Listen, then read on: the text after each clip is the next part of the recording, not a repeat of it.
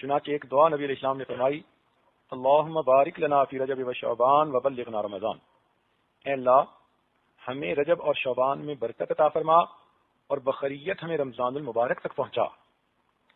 اللہ رب العزت کے محبوب جس مہینے تک پہنچنے کی تمنا فرماتے ہوں اس مہینے کی برکتوں کا اندازہ تو اسی سے ہی ہو سکتا ہے۔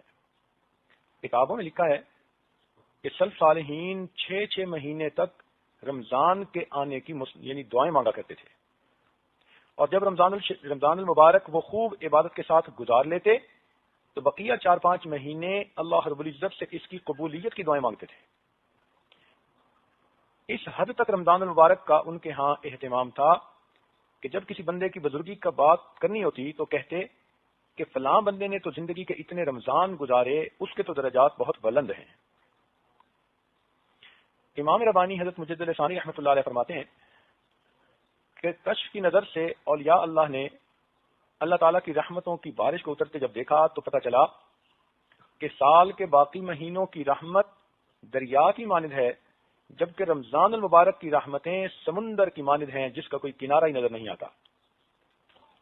اس لیے وہ اپنے ایک مکتوب میں فرماتے ہیں کہ رمضان مبارک کا مہینہ انسان کے باقی سال کے لیے ایک نمونے کی مانند ہے، ایک اسپیسیمن کی مانند ہے۔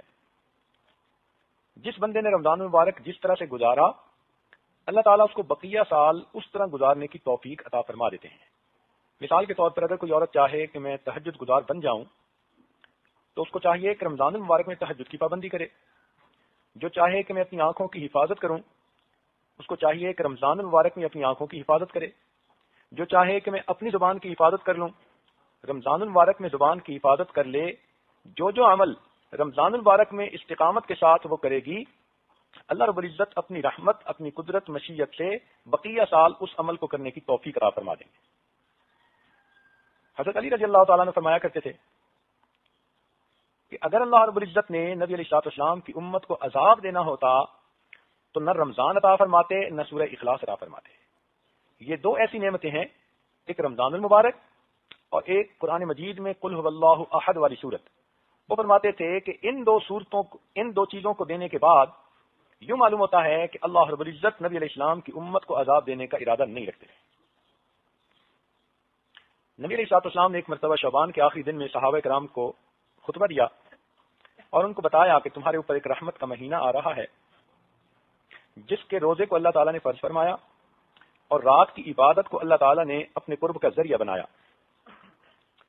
نبی اسلام نے فرمایا کہ یہ شہر المواسات ہے، غمخاری کا مہینہ، ہمدردی کا مہینہ۔ یعنی انسان روزہ رکھتا ہے، بھوکا پیاسا رہتا ہے تو نعمتوں کی قدر آتی ہے، دل میں احساس ہوتا ہے کہ جو لوگ عام سال کے دوران بھوکے پیاسے رہتے ہیں ان پر کیا گزرتی ہے، جن کے بچے بھوکے پیاسے رہتے ہیں اس ماں باپ پہ کیا گزرتی ہے۔ تو انسان کے دل میں دوسروں کا احساس پیدا ہوتا ہے تو وہ دوسروں کے ساتھ ہمدردی کرتا ہے، اور یہی انسانیت ہے۔ چنانچہ حدیث پاک کا مفہوم ہے کہ قیامت کے دن اللہ تعالیٰ ایک بندے سے فرمائیں گے، اے میرے بندے، میں بھوکا تھا تو نے مجھے کھانا نہیں کھلایا، میں پیاسا تھا تو نے مجھے پانی نہیں پلایا، میں بیمار تھا اور تو نے میری بیمار پرسی ہی نہیں کی۔ تو وہ بندہ بڑا حیران ہو کر پوچھے گا کہ اے پروردگار، آپ ان تمام چیزوں سے بلند و بالا ہیں، منزہ اور مبرہ ہیں، یہ کیسے ہو سکتا ہے کہ آپ کائنات کے خزانوں کے مالک ہوں اور آپ بھوکے پیاسے ہوں؟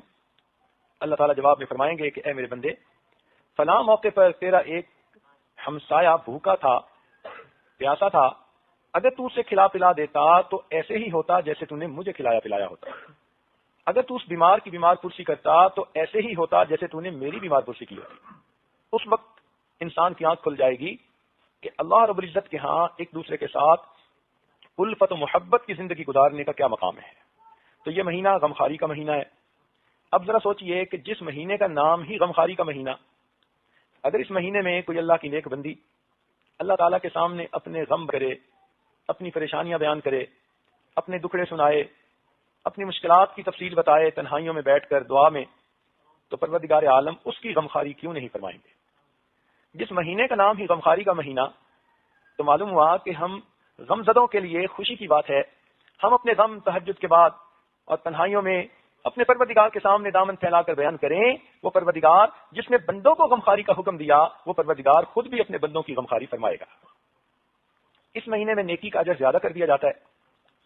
چنانچہ اگر کوئی آدمی ایک فرض پر عمل کرے تو 70 فرض کے برابر اجر ملتا ہے، نفلی عمل کرے تو غیر رمضان میں گویا فرض پر عمل کرنے کے برابر اجر ملتا ہے۔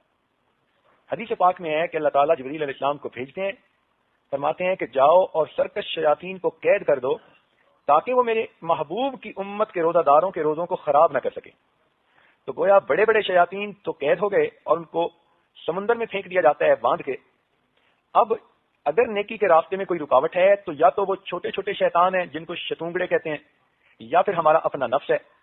اس لیے رمضان مبارک میں عام طور پر تو نیکی میں انسان کو آسانی ہوتی ہے، اور اگر کسی کو رکاوٹ پیش آئے تو وہ سمجھ لے کہ میرا اپنا نفس اتنا خراب ہو چکا کہ اب شیطان کے بہکانے کی ضرورت ہی نہیں، میرا نفس ہی مجھے سست کر دیتا ہے، نیکی سے محروم کر دیتا ہے۔